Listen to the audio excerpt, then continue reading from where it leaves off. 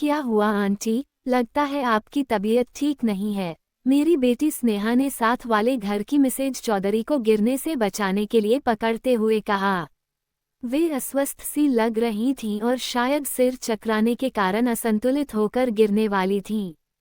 Mrs Chaudhary कुछ बोलती इससे पहले ही बेटी फिर बोली, आंटी, आपको तो तेज बुखार है। चौधरी अंकल कहाँ हैं? चलिए हम आपको अस्पताल ले जाकर डॉक्टर को दिखाते हैं। उद्धरण चिन्ह। मिसेज चौधरी कुछ बोल ना सकी। उन्होंने अपने घर की ओर इशारा किया। इतने में ही चौधरी जी घर से तेजी से दौड़ते हुए आए। उन्होंने घबराई हुई मुद्रा में पूछा, क्या हुआ? मैं तो तुम्हें इस चबूतरे पर बैठाकर गाड़ी निकालने गया था। स्नेहा बोली, अंकल, आंटी को तेज बुखार है, इसी वजह से इन्हें चक्कर आ गया और यह गिरने ही वाली थी कि मैंने इन्हें पकड़ लिया। इन्हें तुरंत डॉक्टर को दिखाना चाहिए। मैं पापा को बुलाती हूँ। हम अभी डॉक्टर के पास चलते हैं। स्नेहा ने मुझे बुलाकर स्थिति से अवगत कराया। मैंने गाड़ी निकाली। चौधरी साहब और स्नेहा मिसेज चौधरी को बीच में बैठाकर सहारा देते हुए पीछे वाली सीट पर बैठे। हम चारों गाड़ी से अस्पताल के आपातकालीन विभाग में पहुंचे। डॉक्टर ने मिसेज चौधरी का चेकअप किया और उनके उपचार की प्रक्रिया में उनको कुछ इंजेक्शन देकर इंट्रावेनस ग्लूकोज देने के लिए बोतल चढ़ाने की प्रक्रिया शुरू कर दी गई। डॉक्टर के अनुसार मिसेज चौधरी को डिहाइड्रेशन हो गया था, इसलिए रिहाइड्रेट करने के लिए उन्हें ग्लूकोज देना अनिवार्य था। डॉक्टर ने जो भी दवाएं लिखी थी मैं उन्हें तुरंत मेडिकल स्टोर से लेकर के आ गया था। स्नेहा मिसेज चौधरी के बेड के पास स्टूल पर बैठ गई। स्टाफ नर्स ने इशारे से मरीज के पास सिर्फ एक व्यक्ति को छोड़कर बाकी लोगों को बाहर जाकर बैठने को कहा ताकि वार्ड में भीड़ भाड़ न हो। चौधरी साहब हमारे पड़ोसी थे। उनको और उनकी पत्नी को अपनी अमीरी पर बड़ा गर्व था। वे दूसरों से बातचीत करने में अपना अपमान समझते थे। उनके अनुसार उनके पास सब कुछ है और उन्हें कभी भी किसी की मदद की आवश्यकता ही नहीं पड़ेगी। वे पैसा फेंको तमाशा देखो वाले सिद्धांत को मानने वाले व्यक्ति थे। मिसेज चौधरी भी गली में अपनी चर्चा के दौरान कहती थी कि इस गली में हमारे पतिदेव की सैलरी के बराबर किसी की भी सैलरी नहीं है। गांव में भी हमारे पास जितनी प्रॉपर्टी है उतनी प्रॉपर्टी हमारी इस गली में किसी के पास नहीं होगी। हमारे स्टैंडर्ड के हिसाब से यह गली नहीं है। हम तो बड़ी वाली गाड़ी लेने को है, लेकिन यहाँ गलियाँ इतनी पतली है कि गाड़ी इन गलियों में कैसे निकलेगी। वे तो जब बोलना शुरू करती तो ऐसा लगता था कि उन्हें केवल बोलना ही है, ज़्यादा सोच विचार में भी अपना वक्त बर्बाद नहीं करती थीं। एक बार वे कह रही थीं कि हमारा बेटा एक महीने में 3000 रुपये से ज़्यादा के तो कोल्ड ड्रिंक ही पी जाता है। तब स्नेहा ने उनसे कहा था, आंटी, 10 रुपया प्रति बोतल के हिसाब से 3000 की 300 बोतलें हुईं। एक महीने में 30 दिन होते हैं। इस हिसाब से एक दिन में 10 बोतलें उसके हिस्से में आती हैं। अब आपका बेटा एक दिन में ये 10 बोतलें कैसे पीता है? 24 घंटे में कितने घंटे सोता है? कितने घंटे जागता है?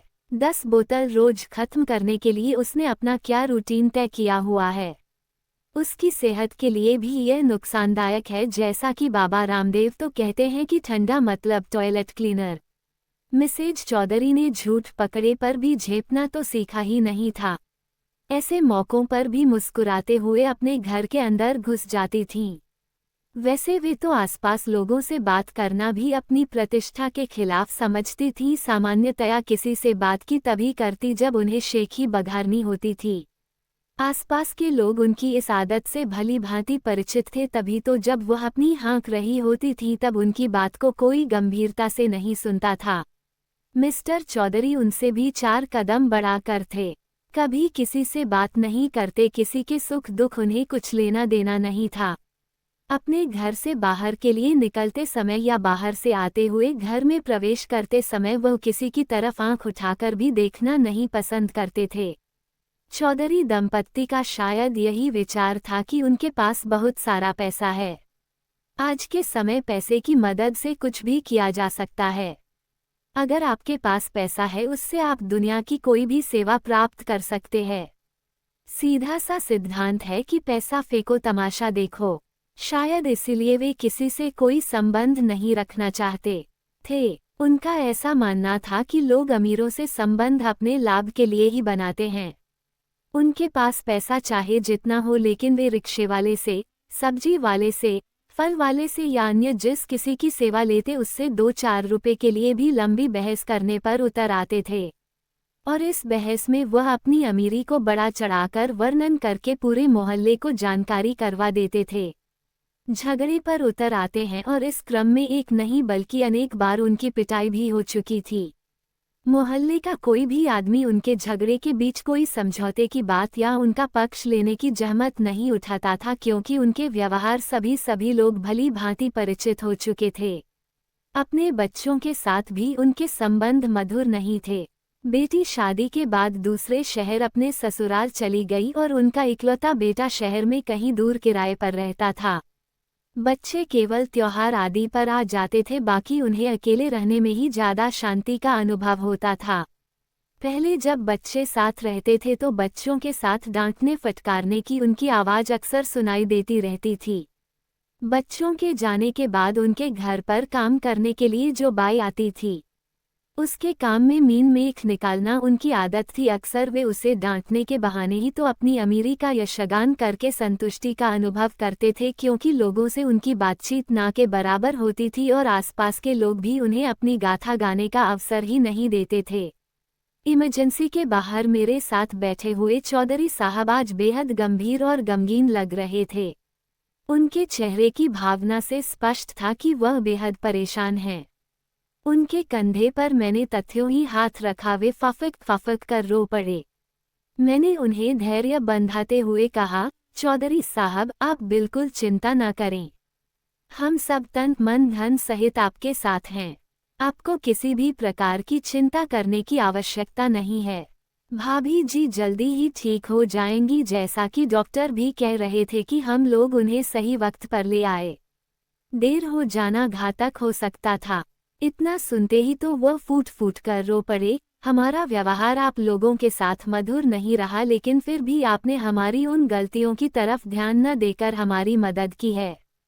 इस समय आप लोग देवताओं की तरह हमारे रूखे व्यवहार को ध्यान में दिए बिना हमारी सहायता में लग गए। हम आपके आजीवन शुक्रगुजार रहेंगे। मैंने सांत्वना देते हुए उनसे कहा, आप नाहक ही अपराध बोध लिए बैठे हैं। हम लोग ऐसा कभी नहीं सोचते। आजकल सभी का समय बहुत ही कीमती है। हर आदमी अपने काम में व्यस्त है। आखिर हम एक दूसरे के पड़ोसी हैं। हमारा आपका सबसे निकट का संबंध है। हम एक दूसरे के सुख दुख में जितने जल्दी भागीदार हो सकते हैं, इतना जल्दी कोई नहीं हो सकता। हमारा या आपका कोई निकट संबंधी जब जानेगा तभी आप आएगा, और जानने के बाद भी उसे कितना समय लगेगा ये भी समय पर ही निर्भर करता है। आज हमारी समझ में आ चुका है कि आदमी का काम आदमी से ही होता है। अगर इस समय आप लोगों ने मदद ना की होती तो मैं अकेले इसे कैसे लाता, और अगर देर हो जाती तो न जाने क्या हो जाता। इंसान की जान अमूल्य होती है, इसकी पैसे से तुलना नहीं की जा सकती है। मानवीय मूल्यों की कभी भी पैसे से तुलना नहीं की जा सकती। चौधरी के मन से पश्चाताप की ज्वाला शांत नहीं हो रही थी। मैंने उन्हें इस विषय से पूरी तरह सुनिश्चित कर पूरा ध्यान भाभी जी के स्वास्थ्य की ओर लगाने के लिए कहा। जब मैंने उनसे ये जानने की कोशिश की कि इतनी गंभीर समस्या अचानक तो नहीं आ सकती, तबीयत कई दिनों से खराब रही होगी, तब उन्होंने बताया कि पिछले 1 हफ्ते से इसने काम वाली बाई को डांट कर भगा दिया।